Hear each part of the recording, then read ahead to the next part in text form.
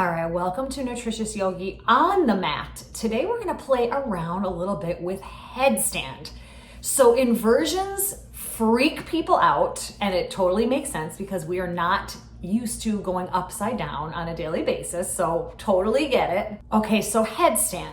So I thought today what we would do is just play around with a couple of ways we can get more comfortable in this inversion, strengthen and engage the muscles that we're using, and maybe, just maybe, get our legs up in the air and on our heads, right? We'll see. So there's definitely different ways we can play with this. Okay, so the first thing I'm gonna do is I'm gonna place my mat flush up against the wall, lengthwise.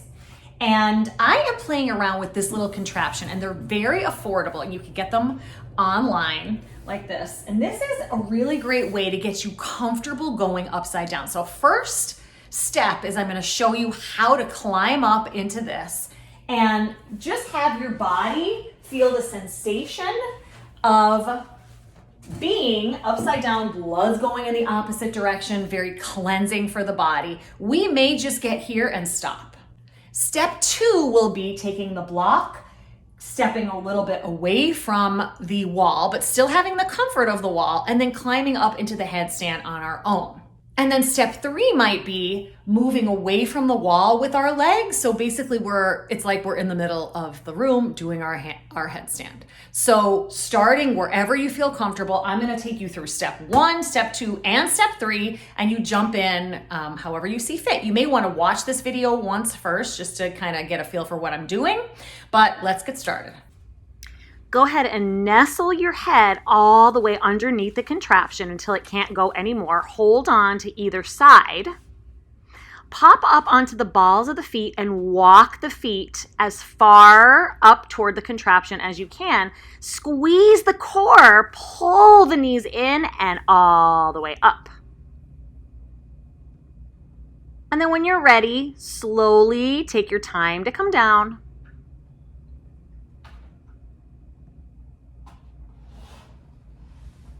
Now let's get up into our headstand. So I'm putting a block here because I think sometimes people get so attached to the wall that they want to get as close to the wall as possible. But what actually happens is if you're going to put your head way up here and you try to kick up your legs, it's really going to be way too congested and you're not going to get up properly. So this is just a good way to eyeball how far away from the wall you want to be. Okay, so we're going to put it here, and then we can actually move the block out of the way, or you can totally keep the block there if you want. But I just have it there in my hand, right, so that I know where to put my head. So I'm first going to cradle my hands like so. Okay, if you can see here, like that, hands are going to be clasped like this, and then when I get closer to the wall, I'm going to have my shoulders and my forearms are going to be even. And I'm going to take my clasped hands. I'm going to take my head all snug in here. And this is where the head is going to go. And I'm just kind of showing you just like this before I go up into the wall to do this, what that looks like. All right, now we got a nice little angle here. So remember that about maybe, I'm going to say about 8 inches, right? So if you want to take the block again, it's around that far away. So let's do it. Let's cradle. Interlace the hands, and remember the forearms are just in line with the shoulders. I'm going to place my head down here and just cradle the head. Now I'm not coming all the way on top of the head like this. It's actually more, it's going to be closer to the forehead. So I'm going to take the forehead down. Okay, I'm on my knees.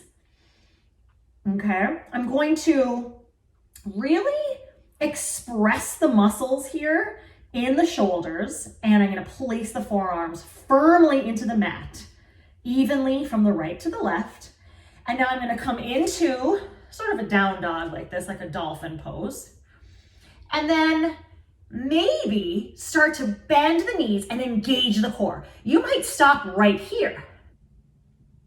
Okay, now maybe, see, I want to get really, really super, super light right on the toes, right? I don't want to have so much energy in the bottom half of the body that then I have to like kick up like this. But I want to start to create a lightness here and engage more in the forearms. Basically, you want your head to almost come off of the mat just like you did with your inversion piece. except for your head is lightly brushing the mat, if that makes sense, okay? So I'm gonna place my head back down, engage the forearms and the shoulders, come back up, and now maybe do a little bit of a squeeze. Some people like to kind of do a little bit of a kick up, maybe right, and then followed by the left, right? And you can come that way. Notice my head is actually not even on the ground right now. You can stay right here on the wall, or step 3, play around,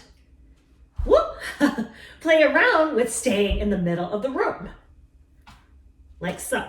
Now I like to flex my feet here because I feel a little bit more grounded, but you can also point them. Whoops, see, when I point them, I tend to go closer to the wall. There we go. Okay, so you can point just like this, or you can flex, whatever feels better. Take a couple breaths. And then slowly come down. Take a nice, well-deserved child's pose. So I hope that that was a little bit helpful. I want you to keep in mind that the tiny bones in the cervical spine and the neck area up here are not meant to hold your body weight. So the idea here is to engage as much as possible with the muscles in the core, especially when you're looking to make that lift up into the air. But more importantly, the muscles in the shoulder blades really tucking under, practicing dolphin poses, down dogs, and core exercises really. So engage, and maybe you stop right at the level of engagement and you just keep returning to that spot. Maybe one day you're ready to just kind of make a little bit of a float up, but really resist kicking up, because remember, this is a really fragile area and you do not want to get injured. So you want to start really slow, practice maybe with an inversion, little inversion contraption like I used. I will link in the description below the one that I use.